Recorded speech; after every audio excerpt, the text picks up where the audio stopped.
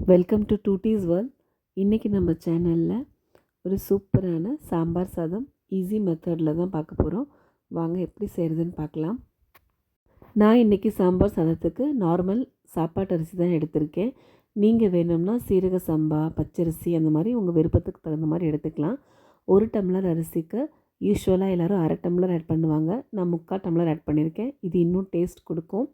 காய் பார்த்திங்கன்னா முள்ளங்கி, பொடலங்காய், அவரைக்காய், கேரட், வாழைக்காய், உருளைக்கிழங்கு, கத்திரிக்காய், பீன்ஸ், வெண்டைக்காய், கிட்டத்தட்ட ஒரு 9 காய் எடுத்திருக்கேன். நம்ம எவ்வளோக்கு எவ்வளோ காய் அதிகமாக போடுறோமோ அந்த அளவுக்கு பார்த்திங்கன்னா சாம்பார் சாதம் டேஸ்ட் ரொம்ப நல்லாயிருக்கும். இப்போ நம்ம அரிசியும் பருப்பையும் வேக வச்சிடலாம். எந்த டம்ளரில் அரிசி இருந்தானோ அதே டம்ளரில் தண்ணி ஆட் பண்ணிக்கலாம். நான் இன்றைக்கி 1:3 ரேஷியோவில் தான் எடுத்திருக்கேன். 1 பங்கு அரிசிக்கு 3 பங்கு தண்ணி. அதே போல் 3/4 டம்ளர் பருப்பு எடுத்திருந்தேன். அதே மாதிரி எந்த அளவு எடுத்தனோ அதே அளவுக்கு 3 தடவை மெஷர் பண்ணி ஆட் பண்ணிக்கிட்டேன். இன்னொரு இம்பார்ட்டண்ட்டான விஷயம், இதில் வந்துட்டு இப்போ நம்ம ஒரு எக்ஸ்ட்ரா 1/2 டம்ளர் தண்ணி ஆட் பண்ணியிருக்கோம். இது எதுக்குன்னு பார்த்தீங்க அப்படின்னா, சாப்பாடு ஆறுனதுக்கு அப்புறமும் இறுகாமல் அதே கொலகொலப்போடு நம்ம சாப்பிட்றதுக்கு அந்த டெக்ஸ்சர் அப்படியே மெயின்டைன் ஆகும். இப்போ பார்த்துட்டு அரிசியும் பருப்பும் 1/2 அன் ஹவர் ஊறினதை நல்லா கழுவிட்டு இப்போ இதில் ஆட் பண்ணிக்கிறேன். இதுக்காக தனித்தனியாக செய்கிறேன் அப்படிங்கிறத நான் கடைசியாக வீடியோவில் சொல்கிறேன். இப்போ பார்த்திங்கன்னா இந்த பருப்பு அரிசி கூட கொஞ்சமாக மஞ்சள் தூள், 1 ஸ்பூன் அளவுக்கு சீரகம், இந்த சாப்பாட்டுக்கு தேவையான அளவு உப்பு, இதை மட்டும் ஆட் பண்ணிவிட்டு கூடவே ஒரு 4 பல் பூண்டு எல்லாத்தையுமே ஒட்டுக்க ஆட் பண்ணி குக்கரை மூடி சிம்மில் ஒரு 10 நிமிஷம் வச்சுட்டு ஹையில் ஒரு 3 விசில் விட்டு எடுத்துக்கலாம். உங்கள் நார்மல் ரைஸ் நீங்கள் எப்படி குக் பண்ணுவீங்களோ அந்த மாதிரி குக் பண்ணிக்கோங்க. இந்தளவு குக் பண்ணும்போது நல்லா குலைவாக வந்துடும். இப்போ இன்னொரு பேனில் நம்ம சாம்பார் தாளிச்சிக்கலாம். நான் தனித்தனியாக செஞ்சு தான் இப்போ ரெண்டையும் மிக்ஸ் பண்ண போகிறேன். இது எதுக்காகன்ற ரீசனை நான் பின்னாடி சொல்கிறேன். ஒரு பேனில் ஒரு 4 டேபிள் ஸ்பூன் எண்ணெய் ஆட் பண்ணிவிட்டு 1/4 ஸ்பூன் கடுகு, ஒரு 1/4 ஸ்பூன் வெந்தயம், 1/2 ஸ்பூன் ஜீரகம், 1/4 ஸ்பூன் மிளகு எல்லாத்தையுமே தாளிப்பு கொடுத்துட்டு கூடவே பெருங்காயம் ஆட் பண்ணிக்கோங்க. ரொம்ப இம்பார்ட்டண்ட் பெருங்காயம். ஆட் பண்ணதுக்கப்புறமா இது நல்ல ஒரு ரோஸ்ட் ஆனதுக்கப்புறம் 2 கொத்து கருவேப்பிலை, டேஸ்ட்டுக்கு பச்சை மிளகாய் ப்ளஸ் 2 பெரிய வெங்காயம். உங்கள்கிட்ட சின்ன வெங்காயம் இருக்குன்னா நீங்கள் சின்ன வெங்காயமாக முழுசாக அப்படியே இது கூட கொஞ்சம் ஆட் பண்ணிக்கோங்க. அது இன்னமும் உங்களுக்கு டேஸ்ட் கொடுக்கும். இப்போ இது எல்லாத்தையுமே சேர்த்து நல்லா கண்ணாடி பதம் வர அளவுக்கு வதக்கி எடுத்துக்கலாம். பெரிய வெங்காயம் ஆட் பண்ணியிருந்தாலும் சின்ன வெங்காயத்தை நீங்கள் கட் பண்ணாமல் முழுசாக ஆட் பண்ணும்போது சாம்பார் சாதம் ரொம்ப டேஸ்ட்டாக இருக்கும். இப்போ இதில் பார்த்தீங்க அப்படின்னா நல்ல பெரிய தக்காளியாக 2 தக்காளி ஆட் பண்ணியிருக்கேன். சின்னதாக இருந்தால் நீங்கள் 3 தக்காளி வரைக்கும் கூட ஆட் பண்ணிக்கலாம். சாம்பார் சாதத்துக்கு தக்காளியோட டேஸ்ட் ரொம்பவே நல்லாயிருக்கும். ஆட் பண்ணிவிட்டு தக்காளி நல்லா குலைவாக வர அளவுக்கு வதக்கி எடுத்துக்கோங்க. நான் நிறைய வீடியோஸில் சொல்லியிருக்கேன், இப்போ வர தக்காளி எல்லாம் வதங்குறதே இல்லை. ஸோ வேணும்னா நீங்கள் வாட்டர் ஆட் பண்ணி கொஞ்சம் மூடி போட்டு வச்சிங்கன்னா குயிக்காகவே தக்காளி வந்துட்டு குக் ஆகி வந்துடும். இப்போ இதில் நம்ம மசால் தூள் எல்லாமே ஆட் பண்ணிக்கலாம். நான் பார்த்திங்கன்னா கொத்தமல்லி தூள், மஞ்சள் தூள், கூடவே சாம்பார் தூள் எல்லாமே இன்றைக்கி ரெடிமேட் பவுட்ரு தான் ஆட் பண்ணியிருக்கேன். இதை ஆட் பண்ணிவிட்டு இது எல்லாத்தையுமே இந்த எண்ணெயோடு சேர்ந்து நல்லா மிக்ஸ் பண்ணிக்கலாம். நம்ம ஆல்ரெடி வந்துட்டு சாப்பாடுக்கு தேவையான உப்பு அதில் ஆட் பண்ணிட்டோம். ஸோ காய்க்கு தேவையான உப்பு தான் ஆட் பண்ணணும். நம்ம கலந்து விட்டதுக்கப்புறம் அதையும் ஆட் பண்ணிக்கலாம். இப்போ இது எல்லாத்தையுமே ஆயிலில் நல்லா மிக்ஸ் பண்ணி நல்லா ரோஸ்ட் பண்ணிவிட்டுங்க. அப்போ வந்துட்டு அந்த ஃப்ளேவர் ஃபுல்லாக அந்த சாம்பார் தூளோட ஸ்மெல் நல்லா குழம்புல இறங்கிடும்.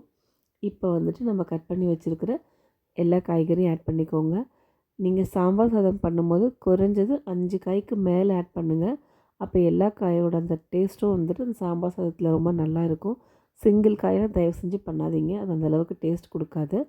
இப்போ இந்த மசாலோட இந்த காய் நல்லா பிரட்டிக்கோங்க. ஒரு 2 நிமிஷத்துக்கு நல்லா வதக்குனிங்கன்னா காயிலையும் இந்த மசாலா எல்லாமே நல்லா கோட் ஆகிடும். சில பேர் 1 பாட் ரைஸ் மாதிரி குக்கர்லேயே அரிசி பருப்போடு சேர்த்து இந்த வெஜிடபிள்ஸையும் வச்சுருவாங்க. நான் ஏன் வைக்க வேணான்னு சொல்கிறதுக்கு ரீசன் அப்படின்னா, இப்போ இவ்வளோ காய் போடுறோம், பருப்பும் அரிசியும் நல்லா குழஞ்சி வரணும். But at the same time காய் முழுசாக நமக்கு சாம்பார் சாதத்தில் தெரியணும். நீங்கள் ஒட்டுக்கா ஆட் பண்ணும்போது மசிச்சிங்க அப்படின்னா ஒன்று காயும் சேர்ந்து மசிஞ்சிரும், அப்படி இல்லைன்னா அரிசியும் பருப்பும் முழுசாக இருக்க மாதிரி இருக்கும். ஸோ இந்த மாதிரி தனித்தனியாக பண்ணி நம்ம மிக்ஸ் பண்ணும்போது சாப்பாடு நல்லா குலைவாகவும் காய் வந்து சாப்பிட்ற கன்சிஸ்டன்சிலையும் ரொம்ப சூப்பராக வரும். அந்த ரீசனுக்காக தான் தனித்தனியாக பண்ண சொல்கிறேன். இப்போ காய் வேகிறதுக்காக நம்ம தண்ணி ஆட் பண்ணிக்கலாம். கூடவே காய்க்கு தேவையான அளவு உப்பும் ஆட் பண்ணிவிட்டு இதை நம்ம மூடி போட்டு காய் வேகிற அளவுக்கு மூடி வச்சிடலாம். பார்த்திங்கன்னா இப்போ நான் மூடி வச்சு குறைஞ்சது ஒரு 10 மினிட்ஸ் இருக்கும். பாருங்கள், நல்லா கொதி வர ஆரம்பிச்சிருச்சு. இதிலேருந்து காய் பார்த்திங்கன்னா இப்போ நல்லாவே வெந்து வந்திருக்கு. இப்போ நம்ம ஒரு சின்ன நெல்லிக்காய் அளவு புளி அதில் ஆட் பண்ணிக்கலாம். ஆல்ரெடி தக்காளி பார்த்திங்கன்னா 2 பெரிய தக்காளி ஆட் பண்ணியிருக்கோம். பட் இருந்தாலும் புளி ஊற்றினா தான் அந்த டேஸ்ட் கிடைக்கும். ஸோ புளி ஊற்றிட்டு ஜஸ்ட் ஒரு கொதி மட்டும் விடுங்க, போதும். இப்போ வந்துட்டு நம்ம வெந்த சாப்பாடு நல்ல குலைவாக வெந்து வந்திருக்கு. நல்லா உங்கள் கையால் லைட்டாக மசிச்சு விட்டுக்கோங்க. இப்போ நம்ம சாப்பாடும் பருப்பும் தனியாக வச்சுருக்கிறதுனால தான் நம்மளால் மசிக்க முடியுது. நீங்கள் காய் போடும்போது சேர்த்து மசிச்சிங்க அப்படின்னா எல்லாமே மசிஞ்சிடும். என்ன காய் போட்டிருக்கோம்னே தெரியாது. அதனால தான் அந்த மெத்தட் ட்ரை பண்ணாதீங்க. இந்த மாதிரி ஒரு வாட்டி ட்ரை பண்ணி பாருங்கள். இப்போ நம்ம அந்த சாம்பாரில் நம்ம செஞ்சு வச்சுருக்க சாப்பாடு எடுத்து ஆட் பண்ணிக்கலாம். இப்போ நான் சாம்பாரில் தான் சாப்பாடு ஆட் பண்ணியிருக்கேன். நிறைய பேர் உடனே டவுட் கேட்கலாம், சாப்பாடில் சாம்பார் ஊற்றக்கூடாதுன்னு. நீங்கள் எப்படி வேணாலும் மிக்ஸ் பண்ணிக்கலாம். பட் ஆனால் வந்துட்டு சம்டைம்ஸ் சாப்பாடு நிறைய உபரி ஆகிடுச்சு அப்படிங்கும்போது சாம்பார் பத்தாமல் போகிறதுக்கு வாய்ப்பு இருக்குது.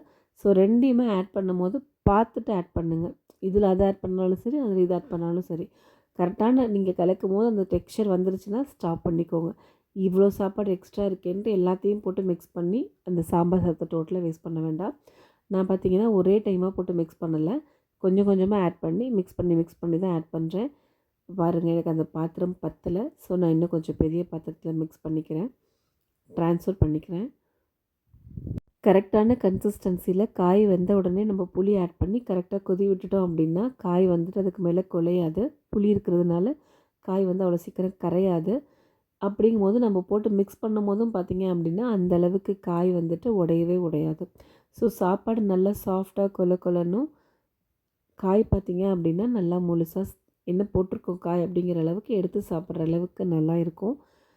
ஸோ அதனால் நீங்கள் இந்த மெத்தடில் ஒரு வாட்டி கண்டிப்பாக ட்ரை பண்ணி பாருங்கள். ரொம்ப கஷ்டம்லாம் கிடையாது. நார்மலாக நம்ம சாம்பார் வைக்கிற மாதிரி தான். கூடவே இந்த அரிசி பருப்பை தனியாக வேக வைக்கிறோம். ரொம்ப வேலை சட்டுன்னு முடிஞ்சிடும் ஒன் பார்ட் அப்படிங்கிறத விட டேஸ்ட் வைஸ் இது ரொம்பவே நல்லா இருக்கும். ஆறுனதுக்கு அப்புறமா பார்த்திங்கன்னா இந்த கன்சிஸ்டன்சி இப்படியே தான் மெயின்டைன் ஆகும். அவ்வளவுதான். நீங்கள் சாப்பிட சர்வ் பண்ணும்போது சூடாக நெய் ஆட் பண்ணி சர்வ் பண்ணி பாருங்கள். ரொம்ப சூப்பராக இருக்கும். நான் இன்னும் கொஞ்சம் ரைஸ் ஆட் பண்ணிக்கிறேன். பாருங்கள், நல்லா கொலன்னு சூப்பராக வந்திருக்கு. கூட நீங்கள் வேணும் அப்படின்னா தாளிப்பு இன்னொரு வாட்டி கூட கொடுக்கலாம். பட் நான் ஃபஸ்ட்டே தாளித்ததுனால கொடுக்கல. ஒன்லி நெய் மட்டும் எக்ஸ்ட்ராவாக ஆட் பண்ணிக்கோங்க. எங்கள் வீட்டில் பார்த்திங்கன்னா எல்லோரும் நெய் சாப்பிட மாட்டாங்க. ஸோ அதனால் நான் சர்வ் பண்ணும்போது அவங்களுக்கு யாருக்கு நெய் பிடிக்குமோ அவங்களுக்கு நெய் போட்டு சர்வ் பண்ணி கொடுத்துருவேன்.